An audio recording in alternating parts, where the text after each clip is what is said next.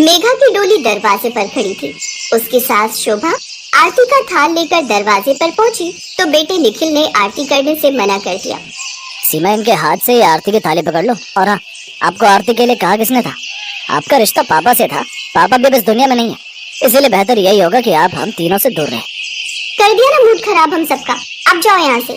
शोभा रोती हुई कमरे में चली जाती है। शोभा निखिल और सीमा की सगी माँ नहीं थी, वो उनकी सौतेली माँ थी। निखिल और सीमा बहुत छोटे थे जब उनकी माँ आशा दुनिया से चल बसी थी। निखिल के पिता राजेश ने रिश्तेदारों और परिवार वालों के कहने पर शोभा से दूसरी शादी। निखिल और सीमा को माँ का प्यार मिल सके इसलिए शोभा ने खुद के बच्चे नहीं किए, पर बचपन से ही निखिल और सीमा के मन में शोभा के लिए बहुत नफरत भरी हुई थी। ये नफरत निखिल के मामा मामी ने ही उनके मन में भरी थी। आज भी वही दोनों उनके मन में नफरत भरने से पीछे नहीं थे। दोनों की बातें मेघा सुन लेती है। सुशीला, बस ऐसे ही निखिल और सीमा के मन में उस शोभा के लिए नफरत पैदा करते रहेंगे तो वो दिन दूर नहीं जब ये सारी प्रॉपर्टी हमारी होगी।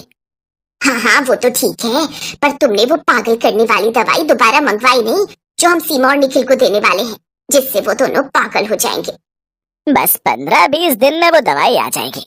मैंने एक आदमी को इस काम पर लगाया हुआ है। जीजा जी को तो हमने धीरे धीरे वो दवाई देकर पागल बनाकर ऊपर पहुंचा दिया। अब इन दोनों की बारी है। सारा इल्जाम इस शोभा पर लगा देंगे कि यही पागल करने की दवाई देकर इन्हें मार रही है। दोनों की बातें सुनकर मेघा घबरा जाती है। मेघा का इस घर में पहला दिन था, इसलिए वो इस बारे में किसी से क्या कहती। कोई उसकी बात पर यकीन ही नहीं करता। उनके मन में तो बचपन से ही उनकी सौतेली माँ के लिए उनके मामा मामी ने नफरत के बीज बो दिए थे। मेघा सही समय आने का इंतजार करने लगी। मेघा बहू, मैंने मैंगो शेक बनाया है। बाजार में सीजन के नए आम आए हुए थे। मुझे पता था निखिल को आम बहुत पसंद है, खासकर मैंगो शेक, इसलिए मैं लेती हुई आ गई। एक काम करो, जरा निखिल को दे आओ। माँ जी, निखिल आपके बेटे हैं, आप उनसे इतना डर कर क्यों रहते हो, जबकि आप तो निखिल और सीमा को बहुत प्यार करते हो। उनकी हर जरूरत की चीज का आपको पहले ही ख्याल रहता है। मैं चाहती हूँ ये मैंगो शेक आप निखिल को अपने हाथों से दें। नहीं नहीं बहू, बेकार में वो मेरे से नाराज हो जाएगा। मेघा मजबूर थी, वो अपनी सास की बात को टाल नहीं सकती थी। वो निखिल के लिए मैंगो शेक लेकर जाती है। मैंगो शेक देखकर निखिल बहुत खुश होता है और गटागट पीने लगता है। वाह, मैंगो शेक! मेघा, मुझे पता था कि तुम आते से ही मेरी पसंद की सारी चीजों का ख्याल रखने लगोगी। तुम्हें कैसे पता चला कि मुझे मैंगो शेक बहुत पसंद है, और खासकर ये मैंगो शेक? आपको पसंद आया मैंगो शेक? हाँ, बहुत टेस्टी बना था, थैंक यू। तभी सीमा कॉलेज से आ जाती है, पर सीमा थोड़ी गुस्से में थी। निखिल भैया, ये सौतेली माँ अपने आप को समझती क्या है? मेरे से बिना पूछे मेरी कॉलेज फीस भरने के लिए ये कॉलेज कैसे गई? मैंने वहाँ पर सबको बोला हुआ है कि मेरी माँ इस दुनिया में नहीं है, ये मेरी सौतेली माँ है। मेरे कॉलेज में आकर मेरी सगी माँ बनने की कोशिश क्यों कर रही थी ये? मैं खुद भी फीस जमा कर सकती थी। सीमा, माँ जी तुम्हारी माँ है, उनके लिए ऐसे शब्द मत बोलो। वो तुम्हारे लिए और निखिल जी के लिए बहुत अच्छा सोचती हैं। हमें सब पता है मेघा कि वो हमारे बारे में कितना सोचती हैं। बचपन से लेकर आज तक वो इस घर की मालकिन बनकर बैठी हुई हैं। मामा जी मामी जी ने मुझे बोल दिया है, अब हम अलग घर में रहने चलेंगे। हम यहाँ उनके साथ पुराने घर में नहीं रह सकते। पापा की प्रॉपर्टी कुछ समय में मेरी हो जाएगी, उसके बाद हमें इस औरत से कोई मतलब नहीं रहेगा। निखिल और सीमा की बातें सुनकर मेघा को बहुत दुख होता है। वो समझ नहीं पा रही थी कि किस तरह से वो अपनी सास शोभा के सच्चे प्यार को उनके सामने साबित कर सके। कुछ दिनों बाद निखिल के मामा मामी बहाने से वहीं रहने आ जाते हैं। मेघा जानती थी कि वो सब उनका प्लान है, पर वो उनका सच सामने लाना चाहती थी। कोई बात नहीं मामा जी, ये भी आपका अपना घर है। अगर आपके घर की गली की सड़क टूट रही है, आपको आने जाने में परेशानी होती है, तो कुछ दिनों तक अपने घर को ताला ही लगा दो। आप मामी जी के साथ यहीं रहो। वैसे भी सोनू और प्रिया तो हॉस्टल में ही पढ़ रहे हैं, तो आप दोनों अकेले ही तो यहाँ रहेंगे, तो हमारा भी मन लगा रहेगा। सुनो जी, तुम बिल्कुल ठीक कहते हो। तुम्हारी बहन के दोनों बच्चे बहुत इज्जत देने वाले हैं। जैसे मेरी प्यारी ननद जी का स्वभाव था, वैसे ही उसके बच्चों का है। वो तो है मेरी बहन लाखों में एक, बस उसकी किस्मत खराब थी जो वो छोटी उम्र में ही भगवान को प्यारी हो गई और जीजा जी उठा लाए सौतेली माँ को। मैं इस घर में रह तो लूं, पर मुझे शोभा को देखकर बहुत गुस्सा आता है। मुझे तो उसकी सूरत भी पसंद नहीं है। मामा जी, आपको उनसे कोई मतलब नहीं रखना। आप बस मेरे से, भैया से और भाभी से बात करो। हम भी उनसे कोई मतलब नहीं रखते। मेघा उन सब की बातें सुन रही थी और मन ही मन उसे बहुत गुस्सा भी आ रहा था। वो तो बस समय का इंतजार कर रही थी जब वो निखिल के मामा मामी को रंगे हाथों पकड़ सके। और फिर एक रात जब शोभा सबके लिए खाना परोस रही थी। बस मुझे और कुछ नहीं लेना, वैसे भी आपके हाथ का खाकर अब हम बोर हो चुके हैं। मेघा, तुम उनके हाथ से खाना क्यों बनवाती हो? प्लीज उनके हाथ से खाना मत बनवाया करो, मुझे बहुत नेगेटिविटी आती है। एक काम कर बेटा, तू मेरे हाथ की खीर खा। आज मैंने अपने भांजे और भांजी के लिए खीर बनाई है। थैंक यू मामी, इसे कहते हैं प्यार। मामी हमारी अपनी है। मेघा, तुम उस औरत की ज्यादा तरफदारी करती हो ना। पता नहीं तुम्हें क्या पट्टी पढ़ाई है उस औरत ने कि तुम सही और गलत में फैसला ही नहीं ले पाती हो। इसी वजह से ना मेरा तुमसे भी बात करने का मन नहीं करता। मुझे नहीं पता था कि मैं तुमसे शादी करके यहाँ लाऊंगा तो तुम मेरी सौतेली माँ के साथ कोई रिश्ता रखने वाली हो, वरना मैं तुमसे शादी करता ही नहीं। अरे तुम दोनों क्यों लड़ रहे हो? अभी तुम दोनों की नई नई शादी हुई है, इतनी लड़ाई करना अच्छी बात नहीं है। निखिल की मामी जैसे ही कटोरी में खीर डालकर उसको देती है, तभी शोभा रसोई से आती है और खीर की कटोरी फेंक देती है। ये क्या किया तुमने? ये खीर क्यों फेंक दी? मैंने अपनी आंखों से सुमित्रा को खीर में कुछ मिलाते हुए देखा था। पता नहीं पर कुछ तो सुमित्रा ने खीर में मिलाया है। मैंने खीर में क्या मिलाया है? अरे मैंने खीर में चीनी मिलाई है, थोड़े ड्राई फ्रूट डाले हैं, और क्या मिलाऊंगी? आप जानबूझकर मेरे मामा मामी पर झूठा इल्जाम लगा रहे हो, और आप सौतेली हो या नहीं, मुझे तो कभी कभी आप पर शक होता है कि आप हमारे खाने में कुछ मिलाकर ना दे दो। अब मेघा को सच बताना था, वो चुप नहीं रह सकती थी।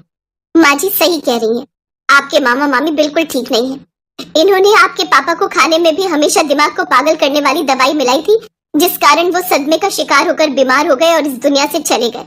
अब ये दोनों आप दोनों को भी पागल करना चाहते हैं ताकि ये सारी प्रॉपर्टी अपने नाम कर ले। अचानक से निखिल का मामा अपनी जेब से बंदूक निकाल लेता है और सीमा की कनपट्टी पर रख देता है। अब निखिल के मामा मामी अपने असली रूप में आ जाते हैं। निखिल भैया बचाओ, मामा जी मुझे गोली मार देंगे। चुपचाप प्रॉपर्टी के पेपर पर साइन कर दे, वरना सीमा को जान से मार दूंगा। अचानक मौका देखकर शोभा पीछे से मामा को धक्का दे देती है। सीमा तो बच जाती है, पर गुस्से में निखिल का मामा शोभा को गोली मारता है। मेघा अब तक पुलिस को फोन कर चुकी थी। पुलिस आती है और निखिल के मामा मामी को पकड़कर ले जाती है।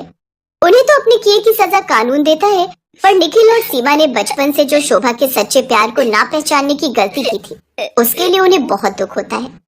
हमें माफ कर दो माँ, हम आपके सच्चे प्यार को नहीं पहचान पाए।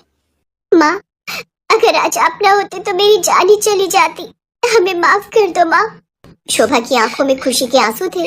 बच्चों के जिस प्यार को वो हमेशा से तरसती रही, आज उसे मिल गया था।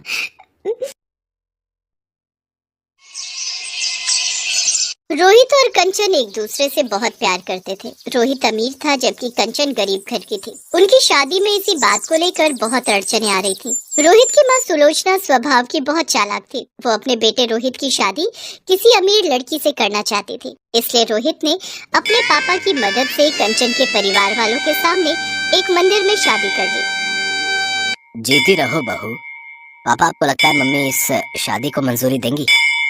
बेटा, जब भगवान ने मंजूरी दे दी तो तुम्हारी मम्मी को भी देनी ही पड़ेगी। अच्छा चलो, अब कंचन बहू को घर ले चलो। माँ, मुझे आशीर्वाद दो कि मैं सासू माँ का दिल जीत सकूं। बेटी, मुझे पता है तू एक न एक दिन अपनी सासू माँ का दिल जरूर जीत लेगी, और मेरा आशीर्वाद हमेशा तेरे साथ है। कंचन रोहित और अपने ससुर के साथ घर पहुँचती है, पर ये क्या, जैसा सोचा था उसका बिल्कुल उल्टा हुआ। उसकी सासू माँ ने कंचन को देखकर बिल्कुल भी गुस्सा नहीं किया। वो तो खुशी से थाली सजाकर उन दोनों की आरती करने लगी। ये देखकर रोहित और उसके पापा हैरान रह गए। उन्हें तो लगा कि सुलोचना पूरे घर को सिर पर उठा लेगी, पर ऐसा कुछ भी नहीं हुआ। सुलोचना ने कंचन का बहुत प्यार से स्वागत किया। आओ बहू, अंदर आओ, नए घर में तुम्हारा स्वागत है। देखो जी, शादी तो तुम चुपचाप कराए, पर रिसेप्शन में बहुत बड़ा करना चाहती हूँ। मेरे भी तो अरमान है कि आस पड़ोस और रिश्तेदार सब मेरी बहू को देखे। हाँ हाँ सुलोचना, बिल्कुल, मैं आज ही रिसेप्शन के सारे इंतजाम करता हूँ। कंचन खुश थी कि उसकी सास ने उसे अपना लिया था, पर ऐसा कुछ भी नहीं था। सुलोचना बहुत चालाक थी। वो अपने मन में कोई और ही खिचड़ी पका रही थी। मैं ये झूठे प्यार का नाटक ज्यादा दिन नहीं कर सकती, मुझे कुछ और ही सोचना होगा। हाँ, ताकि मैं इस लड़की को अपने घर से निकाल सकूं। सुलोचना ने कंचन को बहू के रूप में नहीं अपनाया था, वो तो सबके बीच नाटक कर रही थी। रिसेप्शन में सुलोचना कंचन को अपने रिश्तेदारों और पड़ोसियों से मिलवाती है। रोहित का ध्यान अपने दोस्तों में था। क्या बात है सुलोचना, तूने तो चोरी चुपके बेटे की शादी भी कर दी और अचानक से रिसेप्शन भी रख दिया। बात कुछ हजम नहीं हुई। अब क्या बताऊं सुषमा, बहू गरीब घर की है बेचारी, इसलिए चुन्नी चढ़ा कर ले आए। अब बारात जाती तो इसके माता पिता में इतनी गुंजाइश नहीं थी कि बारात का स्वागत कर सकते। अरे बिल्कुल भी कुछ नहीं है, तुम क्या समझ रही हो, घर में बैठने के लिए कुर्सी तक तो है नहीं। वो तो रोहित को ना जाने इसमें क्या दिख गया। अब बच्चों की तो तुम जानती ही हो, जिद के आगे झुकना ही पड़ता है, वरना मैं तो इसे कभी भी अपनी बहू ना बनाती। अच्छा तुम लोग अब आई हो रिसेप्शन में तो अच्छे से खा पी कर जाना। बबली, उषा, सुन रही हो ना, हमने रिसेप्शन बड़ा पैसा लगा कर रखा है, एक एक बढ़िया चीज बनवाई है। बहू अगर गरीब घर की है तो क्या हो गया, ससुराल तो उसे अमीर मिला है। चलो मैं और मेहमानों को देख लूं। सास की बातें सुनकर कंचन की आंखें आंसुओं से भर आती हैं। तभी उसके माँ और पापा आ जाते हैं। कंचन अपने आंसू पोंछ लेती है। सुलोचना मुंह बनाती हुई उसके आगे से चली जाती है। बेटी तू अपने ससुराल में खुश तो है ना? कंचन, तेरी सास ने तेरे साथ कुछ गलत बात तो नहीं की? जी पापा जी, माँ जी तो मुझे बहुत प्यार करती हैं। पता है जब से आई हूँ कोई काम ही नहीं करने देती, सारा दिन ठाट से बैठे रहती हूँ। कंचन अपने मम्मी पापा को झूठ बोल देती है, पर सच तो ये था कि सुलोचना उसके साथ सीधे मुंह बात ही नहीं करती थी। जब तक सुलोचना के ससुर और रोहित घर पर होते थे तब तक तो सुलोचना कंचन से बहुत मीठे से बात करती, और जैसे ही वो दोनों घर से जाते सुलोचना उससे घर के सारे काम करवाने शुरू कर देती। और शाम को जब वो दोनों वापस आते तो उसका रवैया अलग ही। अरे वाह, खीर बहुत टेस्टी बनी है। 2-3 दिन से मेरा मीठा खाने का बहुत मन था। अरे बेटा, मुझे पता था, तभी मैंने शाम को बना दी। तुझे पसंद आई, ये मुझे बहुत अच्छा लगा। मैंने चीनी भी कम डाली थी। मुझे पता था तू मीठा कम खाता है। पर माँ, मीठा तो इसमें बहुत तेज है। सुलोचना झूठ बोल रही थी क्योंकि खीर उसने नहीं बल्कि कंचन ने बनाई थी। कंचन ने मीठा ज्यादा डाल दिया था। जब सुलोचना की चोरी खुलने वाली थी तो कंचन बात को संभाल लेती है। अरे वो मैंने ही मीठा ज्यादा डाल दिया, मुझे नहीं पता था कि माँ जी मीठा डाल चुकी हैं। कोई बात नहीं बहू, आगे से मीठा कम डाल लेना। एक कटोरी मुझे भी दे दो। कंचन ने बात को संभाल कर अपनी सास को सम्मान दिया था, पर सुलोचना को इस बात से कोई मतलब नहीं था। घर के सारे काम कंचन करती थी, पर क्रेडिट सुलोचना अपने नाम कर लेती थी। कंचन इस बात के लिए कभी भी कुछ नहीं कहती थी। उसे लगता था कि अगर इससे उसकी सास खुश होती है तो कोई बात नहीं, इसे तो कोई फर्क ही नहीं पड़ता। मैं काम का सारा क्रेडिट अपने ऊपर ले लेती हूँ। करती ये है, मुझे कुछ और ही सोचना पड़ेगा। ऐसे दाल नहीं गलने वाली, मुझे सोनिया को बुलाना ही पड़ेगा। हेलो सोनिया बेटा, मैं बोल रही हूँ। हाँ ठीक है, तुम कुछ दिनों के लिए आ जाओ। सोनिया सुलोचना की सहेली की बेटी थी। सुलोचना चाहती थी कि सोनिया उसके घर की बहू बने, पर रोहित ने कंचन से शादी कर ली। सुलोचना चाहती थी कि किसी तरह कंचन इस घर को छोड़कर चली जाए और सोनिया इस घर की बहू बनकर आ जाए, इसलिए वो सोनिया को रहने के लिए बुला लेती है। नमस्ते आंटी, अच्छा हुआ आपने मुझे बुला लिया। मैं वैसे भी घर पर बहुत बोर हो रही थी, आपकी कंपनी मुझे बहुत अच्छी लगती है। बस तो फिर अब आराम से कुछ महीने मेरे पास रहो। मैं तो ये चाहती हूँ कि तुम हमेशा के लिए ही यहाँ रहो, पर तुम्हें इस रास्ते के कांटे को निकालना होगा। जब तक ये कंचन यहाँ पर है तुम इस घर की बहू नहीं बन सकती। आप चिंता मत करो आंटी, अब मैं आ गई हूँ ना, मैं इस कंचन को घर से निकाल कर ही दम लूंगी।